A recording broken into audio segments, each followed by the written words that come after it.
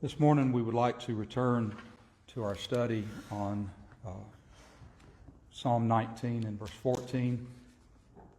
Let the words of my mouth, the meditation of my heart, be acceptable in thy sight, O Lord.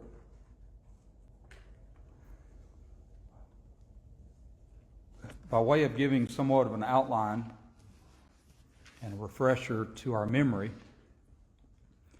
first thing that we looked at was that the beginning of the psalm says that the heavens declare the glory of God.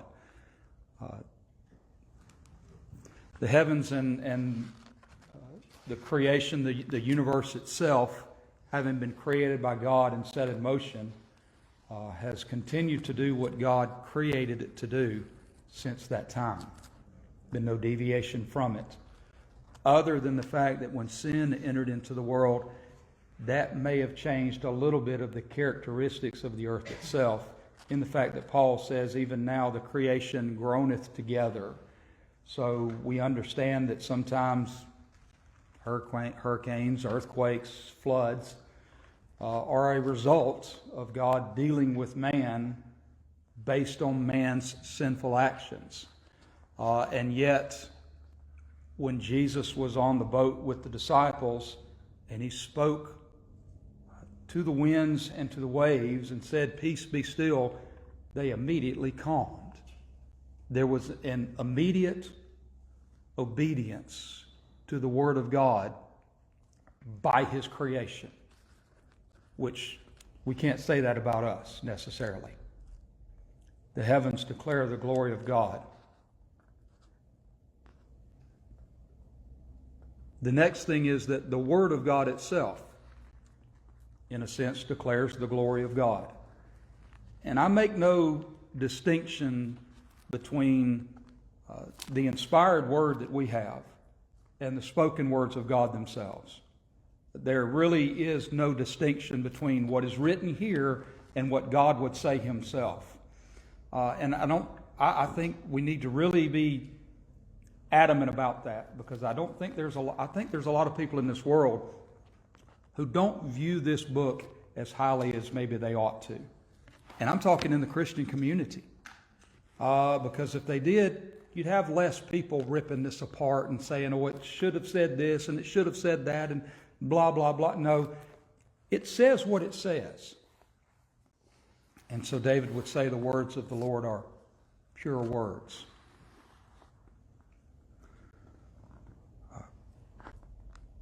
David says, "Let the words of my mouth be acceptable words." So that even is distinctive itself, not just a multitude of words, but that the words I say are acceptable words. And thusly, acceptable words are also, as we saw, to be goads and nails. They are to motivate us in the right direction. And they are encouraging us to be steadfast in the right things. Not just go because you want to go, but go because God has directed us to go. And not just stand still because you're stubborn, but stand still because it's right to be steadfast and unmovable in things of righteousness. Every word is to be true. That everything that comes out of our mouth ought to be true, but not just because it's true should it come out of your mouth. And there's great wisdom in that you will spend a lifetime trying to figure out how that ought to be. The first thing that ought to come out of our mouth, or the first thing that's come into consideration, is that what we say is true. Jesus says, "I am the way, the truth, and the life." He is the Word of God that was made flesh and dwelt among us. And it was the truth and true character of God that was first challenged by the devil in the garden when he said, "Yea, hath God said." Going back to what I said a little earlier, when it comes to preachers filling pulpits and ripping the Bible apart, saying, well, the Septuagint says this, or an older translation says this, or blah, blah, blah, blah. Hey, yea, hath God really said? Is what they're still asking.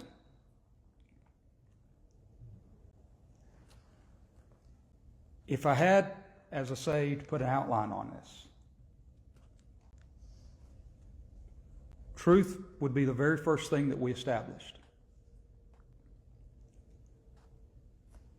I think now I would say that the most necessary tool for a Christian to possess when it comes to the words of his mouth is the tool of kindness.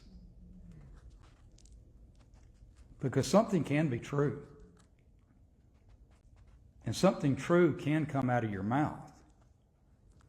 But something true can come out of your mouth in the most hateful way.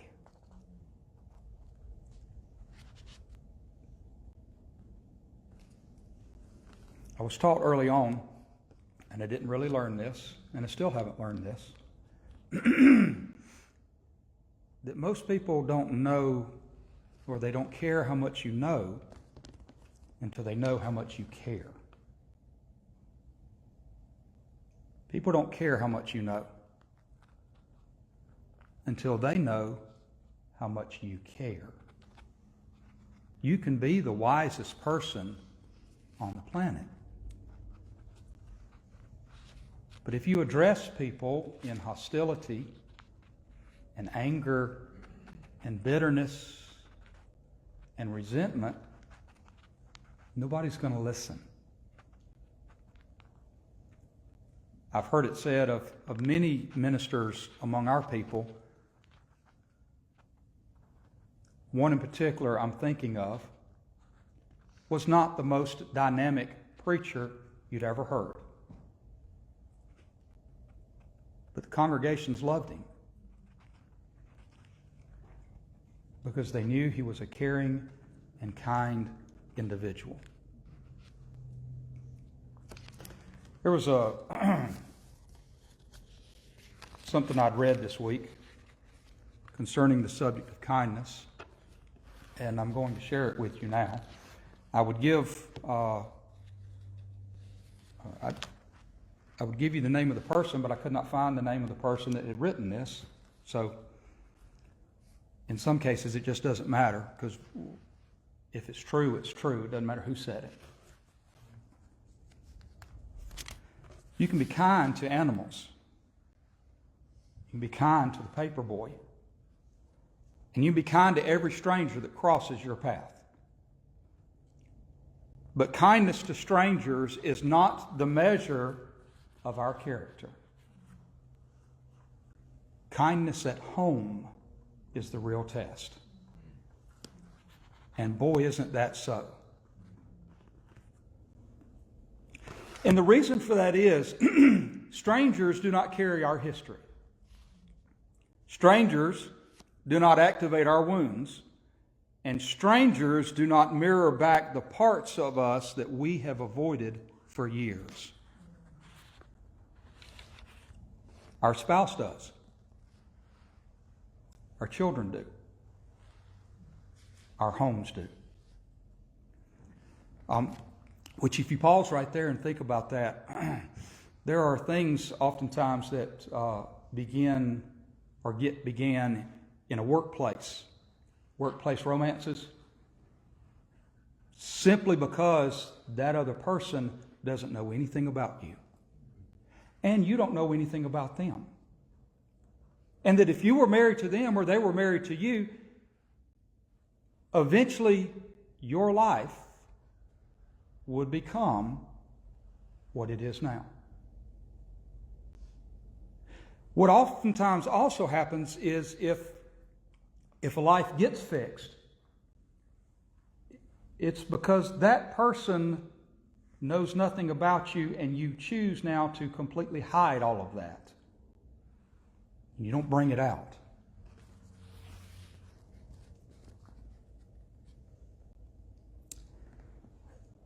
Here's the uncomfortable truth that most people dodge. If all of our graciousness is saved for strangers, that's not kindness. That's image management. Now, I don't want people to know everything about me. I don't want people to know everything about the people in my life. It was said once that, let's see, how do I put this? This individual was talking as if to be speaking to another individual. And he said, "You tell lies about me because you want people to hate me and think more of yourself. I tell lies about you because I don't want people to hate you." Stop and think about that. Stop and think about the implications of that situation. Someone says, "I looked on your plate to see if you had enough. You looked on my plate to see if I had more than you." Those are not the same things. Someone says, I better take one piece of the pizza because the pizza may run out. Somebody else says, "I better take 3 pieces of pizza because the pizza may run out." See what we're doing here?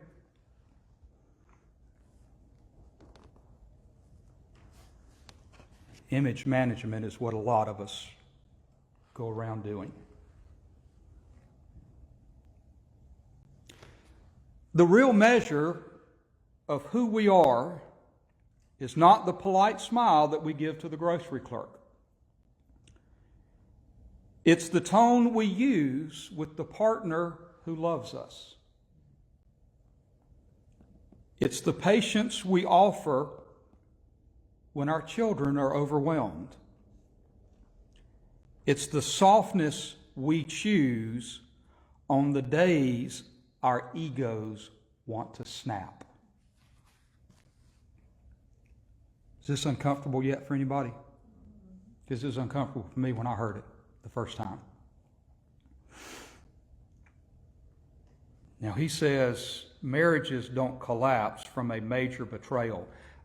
I would go more inclusive to that and say most any situation doesn't collapse from just one major trial. They can. Don't get me wrong, they can. I can stand right now and in about 5 seconds destroy my entire ministry with this congregation by the next few words that come out of my mouth. I could do that in a hurry. And y'all would all raise a flag and say, "You're never coming back."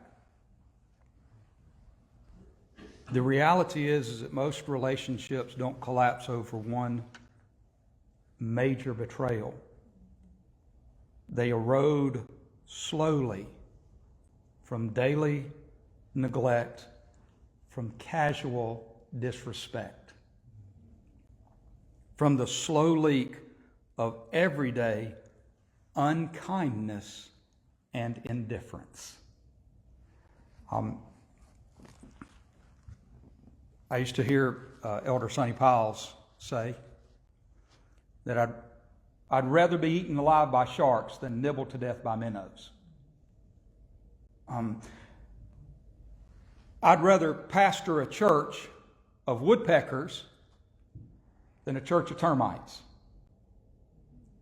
And I'm not talking about little bitty tiny woodpeckers that we have here in Alabama. I'm talking about 18-inch giant pileated woodpeckers. Look them up. Them some big individuals. And when those woodpeckers start beating on your house, you hear them. It sounds like a jackhammer. And when you hear it, it gets your attention and you can fix it. But when you pastor a bunch of termites, they will slowly eat away at the character of the congregation. And by the time you realize you have a problem, it's almost too late. remember there was a church that I was pastoring at one time. They were considering replacing the flooring. And one of the deacons, who was a tight miser, that if you put a lump of coal in his fist, you'd come out with a diamond. He was that tight. Didn't want to spend $1 on anything. So there's no reason to replace this. Floor looks just fine. It was the heating technician that was out there who crawled under the church and took his screwdriver and poked it straight through the floor. Maybe it is time to replace it.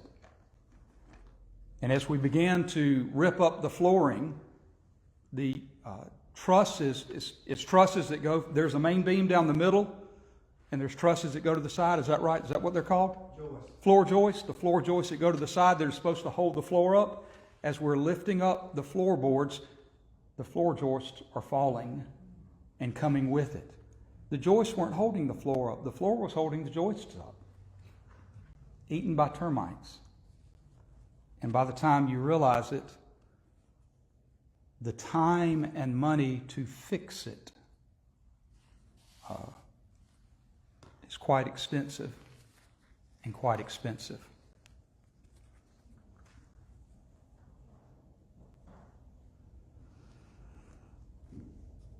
Kindness to strangers might make people like you. Kindness to your spouse makes you trustworthy.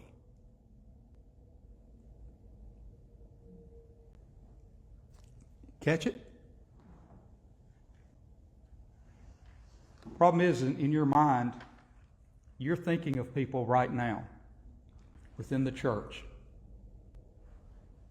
who act one way around the congregation, but one day accidentally you were out with them just in general ways, and a side of them came out that you'd never seen before, right?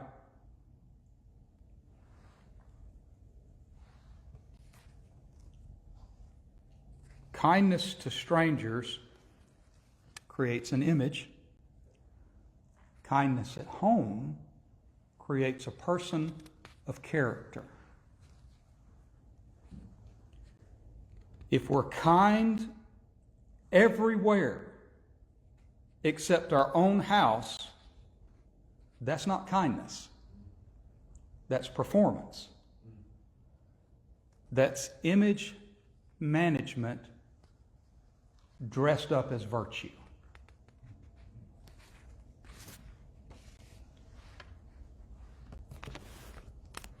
Our text for the remainder of the morning is taken from the book of Proverbs, chapter 31.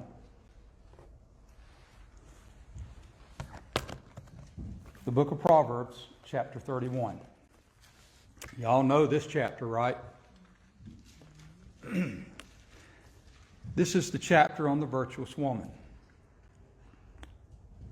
Oh boy, preacher, you're going to talk about what my wife ought to be. Fantastic. I'm going to go to sleep. Oh boy, preacher, you're going to talk about what my wife ought to be. I'm going to load my guns and shoot her down the next time that she steps out of line. That is not the purpose for this message. Jesus Christ is described as the husband of the church, and the church is described as his bride. Therefore, the church includes every one of us, men and women. If you want to know what God requires of you as a woman, Proverbs 31 is a good place to start. If you want to know what God requires of you as a church, Proverbs 31 is a good place to start. How about that? Because everything that's laid out in here between a husband and a wife can very much be compared to Christ and his church. One of the things that I like about this is it says in verse 10, "Who can find a virtuous woman? For her price is far above rubies." The heart of her husband doth safely trust in her, so that he shall have no need of spoil. The heart of her husband safely trusts in her. So obviously, from the earthly standpoint, the husband has a confidence here and a comfort that his wife will not go around behind his back and do something that displeases him or dishonors his name. Are we a virtuous church where the heart of God safely trusts in us? It's one thing for me to have confidence in my wife while I'm there at the house. It's something completely different when I'm out of town for 2 or 3 days, right? You get that understanding. That's what is being laid out here. Well, what happened 2,000 years ago? The husband of the church died on the cross and ascended back to heaven. He's been out of town for 2 or 3 days. And in his absence, what has the church done? I'm not here trying to say, I'm just asking a question. I'm asking you to think about this. I'm asking you to think about when Israel was led out of Egyptian bondage, led across the Red Sea, delivered mightily by God. Moses, their leader, then went away for a few days. Remember that? For 40 days he went away on top of a mountain. And in his absence, Israel said to Aaron, we don't know what's happened to this dude. We don't know where he's at. We don't know when he's coming back. Let's do something different. Let's make us gods of gold and fall down and worship them.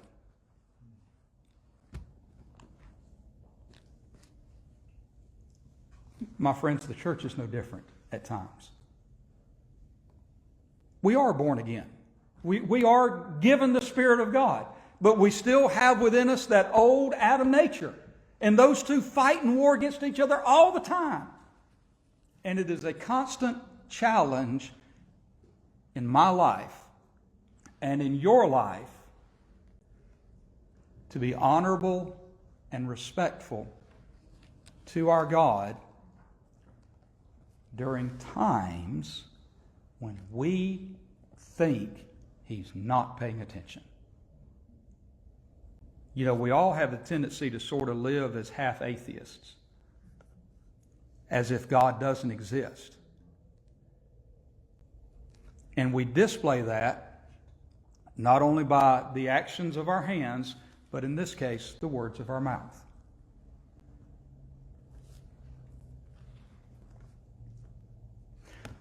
The words of our mouth in this text are found in verse 26. She openeth her mouth with wisdom, and in her tongue is the law of kindness. She opens her mouth with wisdom, and in her tongue is the law of kindness.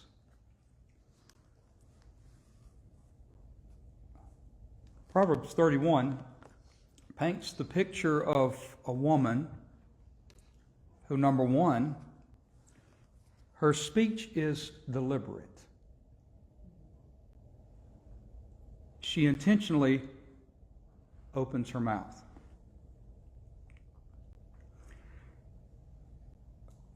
Number two, it's not just deliberate, but it is deliberately wise. She opens her mouth with wisdom. It is wise. It is saturated with trustworthy and Scripture-shaped teaching.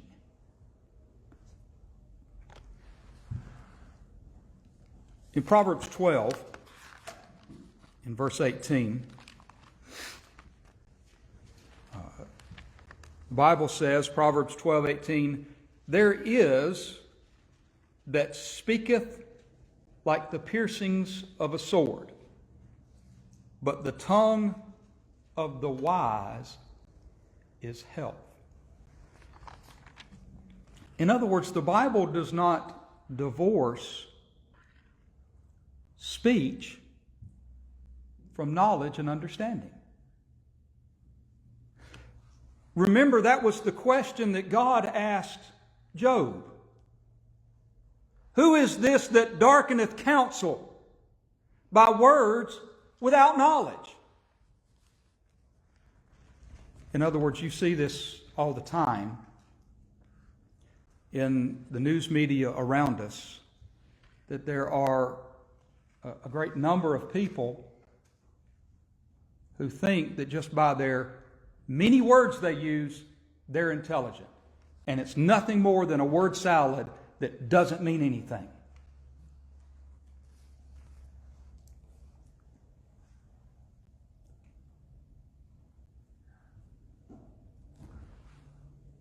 We in the church have a great responsibility.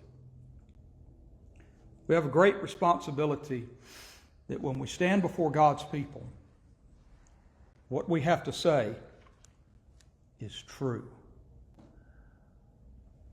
You say, well, sure, everybody believes that. No, they don't. Because how many meetings have you gone to? And when you left, the only thing that was made clear was what we stood up here and we patted ourselves on the back for being primitive Baptist.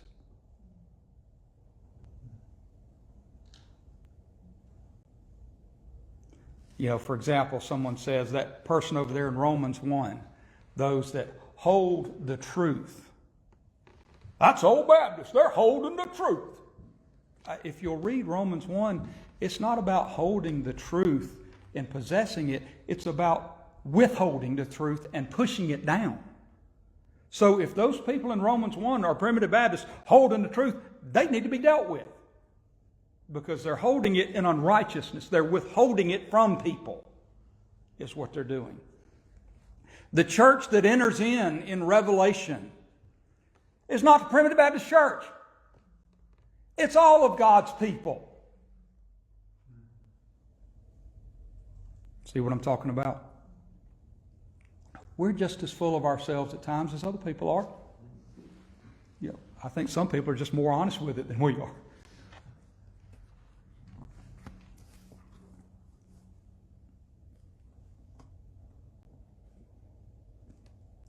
She opens her mouth with wisdom.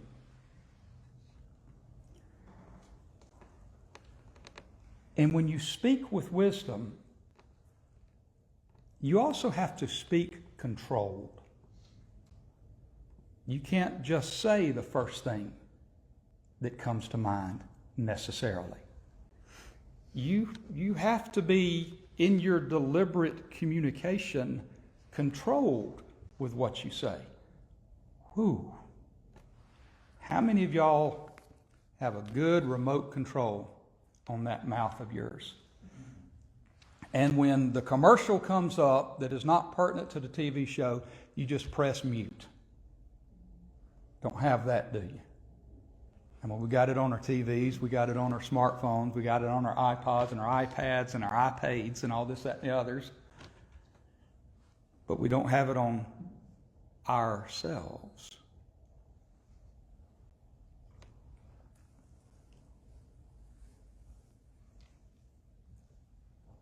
She opens her mouth with kindness or with wisdom, and in her tongue is the law of kindness.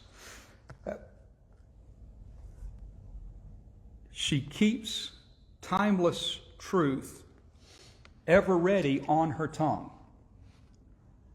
to bless everyone that is within earshot. It doesn't take you long to realize that human beings are not a grateful creation. It is a whole lot easier for people to complain about something than it is for people to be grateful about anything. That's just all there is to it.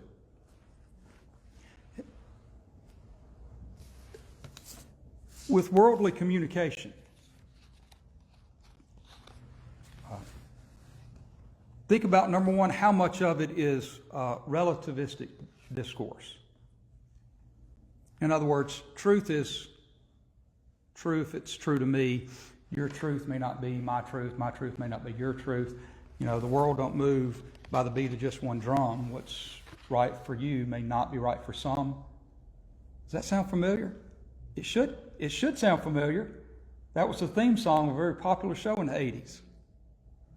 Different strokes for different folks. I'm going to show you how damaging this is. While I've tried to make a point in the last few months, just kind of avoid a lot of politics, because, you know, politics probably ought to be avoided altogether at the church. You never know when a visitor comes in what their political leaning is. And one interaction with you is not going to change them. You know, so they come in, they sit, we're downstairs having lunch. It doesn't matter what this administration or that administration is doing or isn't doing. That should not matter. What should matter is that we're the people of God. And maybe if I spent a little bit more time reading my Bible than watching the news, I'd have more to talk about God and less to talk about politics. You know? Because imagine my surprise the first time many years ago I found out not all Primitive Baptists were conservatives. Some of them were liberal. Whew! Imagine my surprise to that. Now, I don't even like the conservatives. Ooh, I can't believe he said that. I haven't told you what I believe yet. Other than the fact that I don't like anybody, right? I'm not a racist. I hate everybody. No.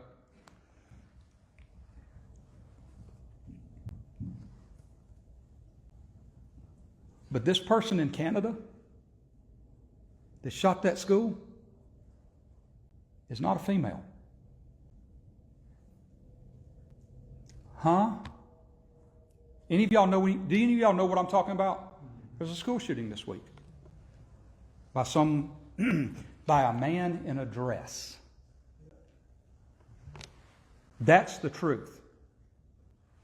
And every woman ought to be offended that you're lumped in with this psychopath. But the news media doesn't know what to do with it, because the moment they stand for truth, the people signing their paychecks will fire them. I promise you that's the way it is. This world operates consistently on relative truth. And they've done so for years. And it's wrong. It will never solve a problem. The next thing that they feed to you is outrage-driven platforms. Oh, I tell you what, get on social media today. Wow, man, what is it? Everybody on social media has got something they're complaining about, something they're angry about, something they're mad about. And the people standing for truth are mad at the idiots. Right? Very few people do I find on the internet who are just there to be kind. Performance, empathy. A lot of corporations have performance empathy. They stand up at the big meeting and talk about all the people they love and all the people they like and all the programs they support. And then behind closed doors do exactly the opposite. For example, the man that I work for now used to work for another industry, and they would all go to their seminars and they would remind all of their people, this is a stressful job that you have, and you need to take your holidays, you need to take your vacation, and when you leave work, you turn that phone off and you don't answer emails or any of that, you just take your time. And so he would do that. And when he got back to work on Monday morning, Why didn't you answer the telephone? Why didn't you answer your email? Why we could not get in touch with you? I did what you told me to do. Don't do what we tell you to do. Performance empathy. They act like they care. Deep down inside, they really don't. They just care about themselves.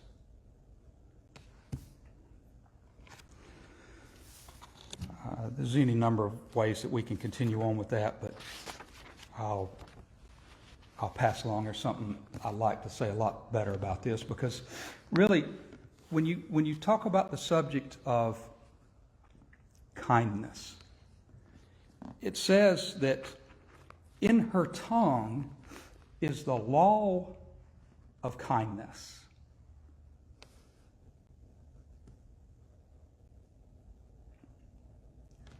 A law is a governing principle that dictates something.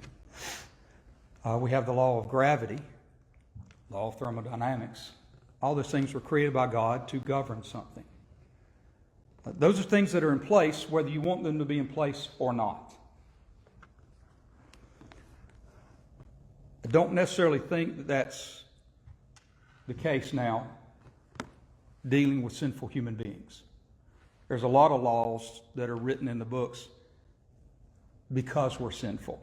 So, for example, Paul tells us that the law was given not for the good and the obedient, but for the disobedient. We wouldn't have to put up a sign that says no texting while driving if people were a lot smarter than they were. You just don't have to put up "don't do this" for people who have sense. And what ultimately happens is the moment somebody sees a sign that says "don't do this," that's the very thing they want to do. Think about this. Have you ever knowingly gone into a conversation with someone and you've thought to yourself, now, don't say this, and don't say this? You ever thought that? And the moment you open your mouth, what comes out? The very thing that you told yourself not to say. You know why? You mentally talked yourself into it.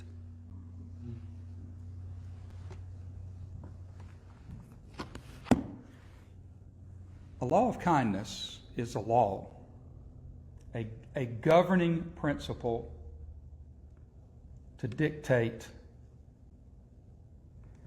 how something is said, when something is said, and why it is said. Every one of us are responsible for that. Every one of us are challenged by God's Word to have ready on our tongue kindness. Now, kindness is probably not the first thing that comes out of your mouth when you hit your thumb with a hammer.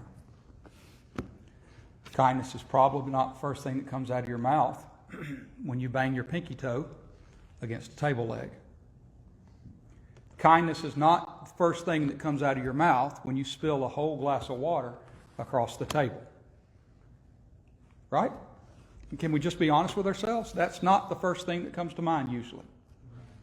If it is the first thing that comes to mind, it's because of years of training yourself to say the right thing at the right moment.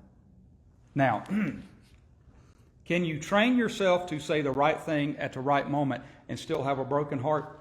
Yes.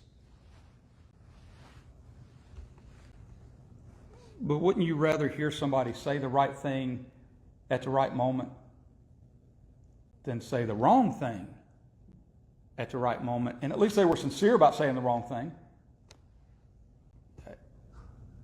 You get what I'm talking about?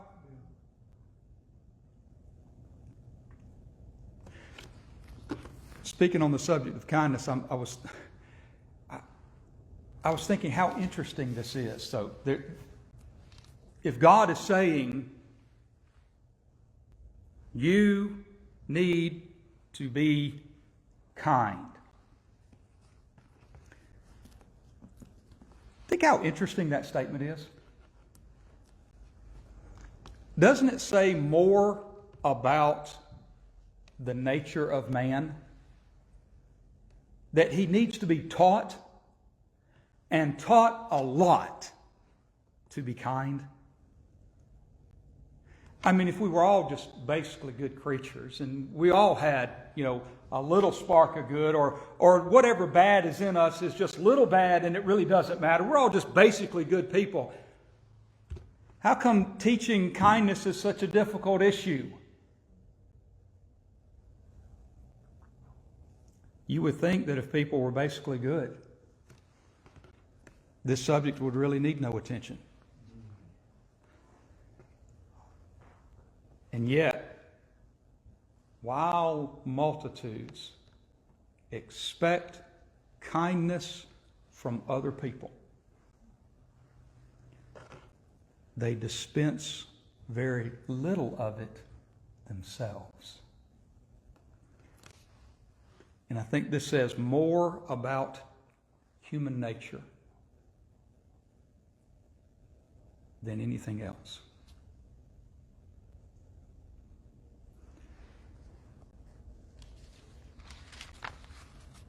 Notice Proverbs 18.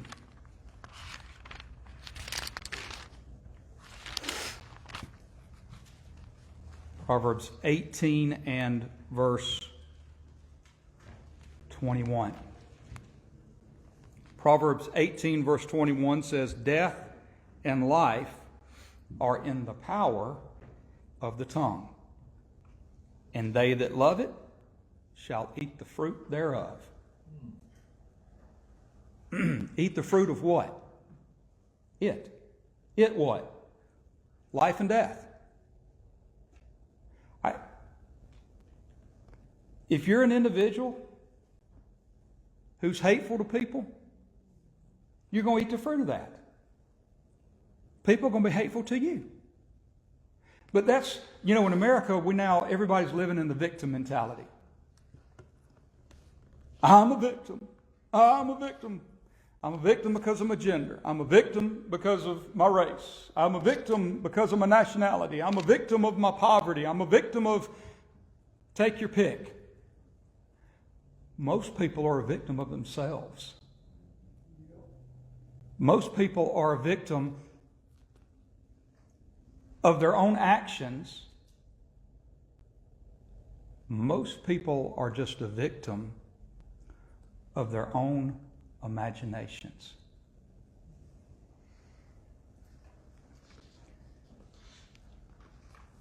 And let me show you one. In music,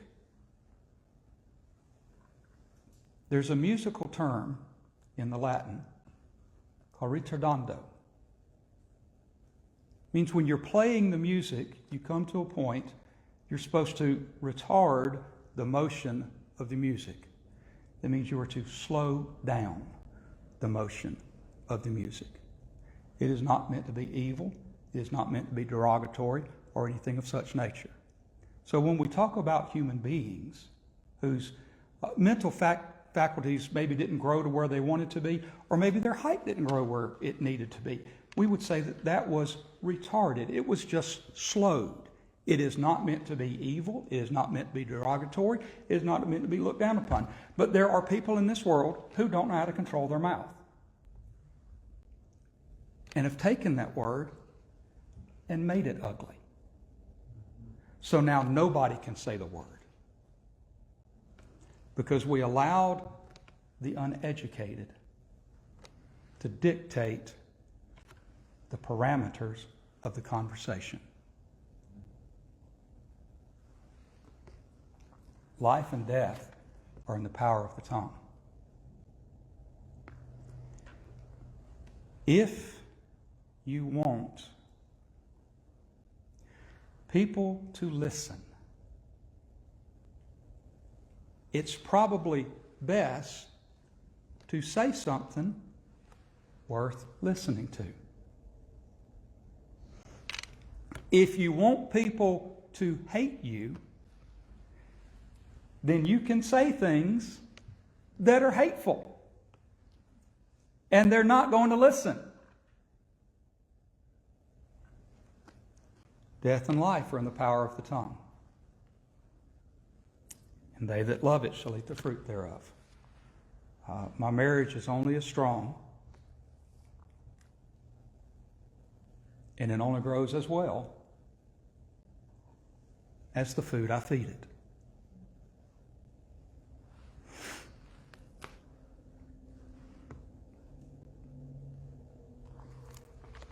In 2 Samuel chapter 9, King David asks a question.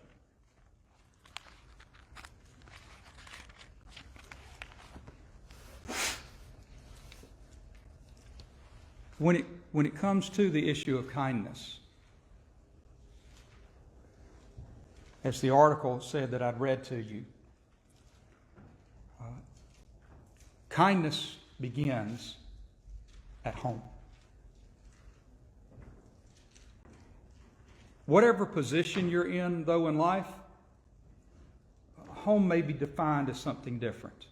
Now, obviously, I would address a congregation of families as your home.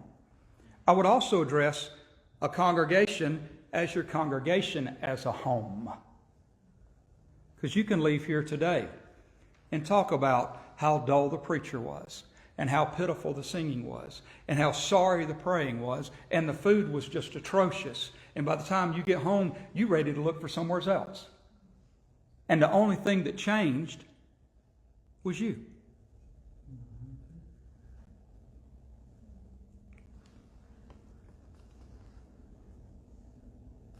David asks the question, 2 Samuel 9. And he says in verse 1, is there any yet left? Or 2 Samuel 9:1.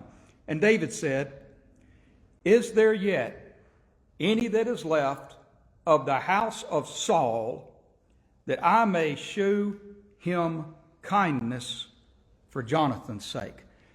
That is a masterful statement. Most people in America, and I would say worldwide, but I can at least attest to what we see in America, feel like kindness is not to be delivered to anybody except those who are kind to us. What did this statement right here say? Let me back up and reread this statement to you, if you don't mind. And David said, is there yet any that is left of the house of a man who hated me and tried to kill me, that I might show that individual kindness for his son who loved me? Is that a little different? People nowadays don't want to have anything to do with anybody who's unkind, which, I see a little bit with that. But don't you remember the phrase, kill them with kindness? I'm trying to kill them with kindness. It's just taking too long. Look at David's attitude. You'd think David had said, is there anybody left of the house of Saul that I can kill him too? Because Saul's dead and so's Jonathan. And the best thing to be done is just kill the whole bloodline. It's not what David said. See, David had a character that was not an image. And they said, well, there's one, his name is Mephibosheth. He's lame on both his feet. But you don't want somebody like that. David said, that's the very person I want. I bet you can go a multitude of directions with that. I mean, you think about how rotten Saul became, how good Jonathan was. Mephibosheth could be a product of both of those. Think about it. He's lame on his feet. And now I know he's lame because his nurse dropped him, because she was running from a tumult. But you think about that lineage and that genealogy. People call them family curses nowadays.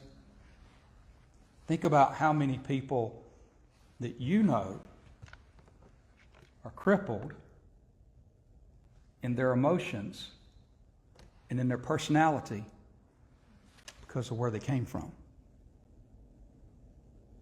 And by the way, when people start throwing off on last generation for not doing what's right, which I have a tendency to do that myself, you need to remember that last generation, my generation, and the generation before me didn't have access to 24-hour psychology all the time on the internet. We had to do the best we could with what we had.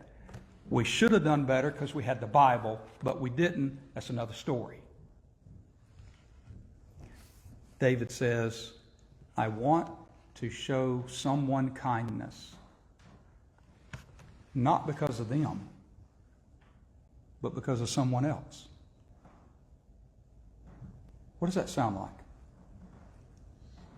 That sounds like exactly what the Apostle Paul wrote in Ephesians chapter 4 and the 32nd verse.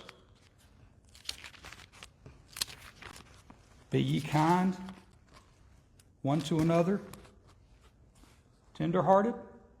Isn't that what that says? Is that in your book or is it in my book only? See, I wonder a lot of times when I'm talking to people if these verses are in my book only. Right? One time I was up here preaching on marriage, and a lady in the congregation came up to me afterwards and she said, I sure wish I'd been preached 40 years ago. And I thought to myself, it's in the same book you got.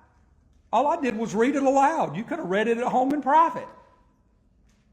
See, people think some things aren't true unless they come from the pulpit. Catch it? So this is also in your book, I'll bet. Ephesians 4. Of course, it starts in verse 31 with let all bitterness. Ooh, buddy. Isn't that a good word? Let all bitterness and wrath and anger and clamor and evil speaking be put away from you, also with malice. Get rid of the malice as well, right? This is why it's easy to be kind to strangers and why strangers are kind to us. Strangers don't know our history. They don't know the dumb things I've done. So it's easy for me to be a different person with another person because this another person doesn't know my history.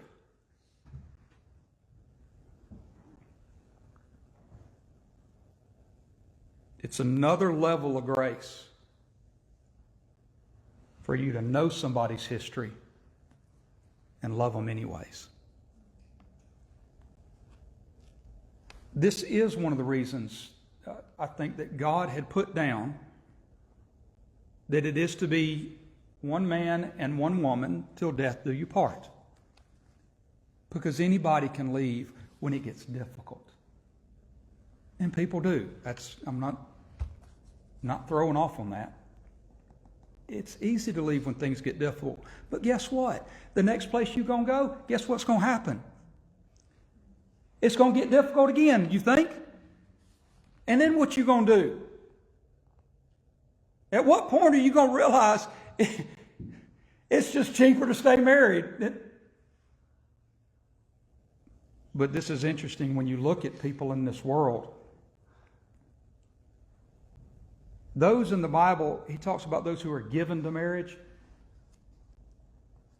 There are people who are more focused on the wedding celebration and the coming together than they are the entirety of the relationship. So, I told you that I'd been watching Forensic Files on Facebook and this, that, and the other. And one story I run into the other day was a man was killed in his bedroom and they weren't sure who had done it. He was on his third marriage and she was on her fifth. And I'm thinking, at that point, marriage is not the problem. People want to say that marriage is a problem. I don't think marriage is their problem. I think they're the problem. So when you're dealing with people in the church that have been divorced and remarried, someone being divorced once and living 50 years with the same person is a little different. Somebody being married 5 and 6 and 7 times and changing spouses like they change underwear. I'll just leave that with you. Boy, that's enough to start a firestorm in Primitive Baptist, isn't it? But if you keep a record of what your spouse does, you keep a record of what your children do, you keep a record of what your parents do, you keep a record of what happens at the church. Obviously, some things are habitual and need to be dealt with, but if some things happen once in a while and you just keep drudging that stuff up, that's what he's talking about here. He says, be kind one to another, tender-hearted, forgiving one another, even as God, for Christ's sake, hath forgiven you. That's what David said. David said, I want to show kindness to this person because of somebody else. God has shown you kindness because of somebody else. Because of a person named Jesus Christ. Because of an individual who suffered something for you that if you were left to suffer it on your own and deal with God yourself, you would fail. And I think a lot of Christians forget about this. They're ready to cut their brother, they're ready to cut their sister, cut everybody around them for what they have done, and they don't realize, had Christ not gone to the cross for you, if you had to stand before God, He'd cut you. And you wouldn't make it. Are you thankful for the kindness that God has given you? David says in the 119th Psalm, verse 76. Psalm 119, verse 76. Let, I pray thee, thy merciful kindness be for my comfort according to thy word unto thy servant. A lot of people in America, in various situations, spend their life walking on eggshells. They spend their life walking on eggshells because they're not sure if the next decision they make is going to irritate the people around them. And I guarantee you, the more tense people get in situations, the more mistakes they make. And we've seen this. If you grew up watching sports or you grew up playing sports, you know that that is true. When a team goes in there tense and they're afraid to make mistakes because they know the next team is a little better than them and the next team capitalizes on every mistake, if they're so tense to do it, they're going to screw the whole game up. Too tense. They're too uptight. A lot of families are like this. A lot of people were raised, mistakes aren't allowed.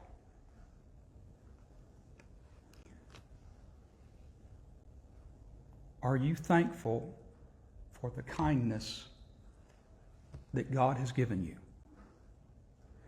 If you are thankful for the kindness that God has given you, then be ready to give kindness to someone else with the words of your mouth. Let's stand and sing a closing hymn at this time.